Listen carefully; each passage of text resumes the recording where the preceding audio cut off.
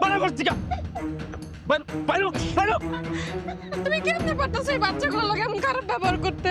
তুমি কি মানুষ না জানোয়ার? হ্যাঁ আমি জানোয়ার। আর জানোয়ারটা তুই বানাইছো। এই তোর মায়ের সরতে গো। সব সময় আমার ভালো লাগে না, বিরক্ত লাগে, সরা।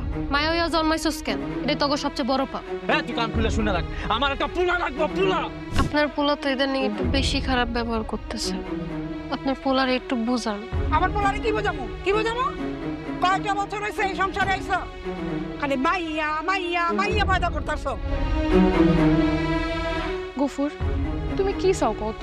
তুমি তো সারা জীবন খালি একটা পোলা সন্তানের মুখই দেখতে চাইছো, কিন্তু সতীনের ঘরে সতীন আজ পর্যন্ত তোমার একটা পোলা সন্তানের মুখ দেখাইতে পারলো না।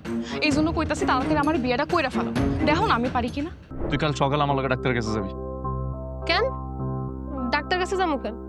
আলট্রাসাউন্ড করতে হইব, আমার তো জানতে হইব তোর পেটে যেটা আইতাছে ওটা কি আইতাছে। আপনার স্ত্রীর এবারও মেয়ে হবে।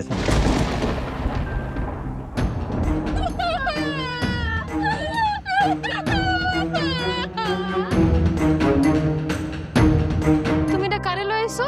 আমার বউ। কি কইতাছো তুমি এসব? এই সংসারে তোর আর কোনো জায়গা নাই, তোরে আমি তালাক দিমু, তুই এখনই এখান থেকে বেরিয়ে যা। বেরো। এই না, এখানে একটা সই করো। আরে কি করতেছ এগুলা? সই করবা এই কারণে যাতে এই বাড়ি থেকে কেউ আমার কোনোদিন বাইর না করতে পারে।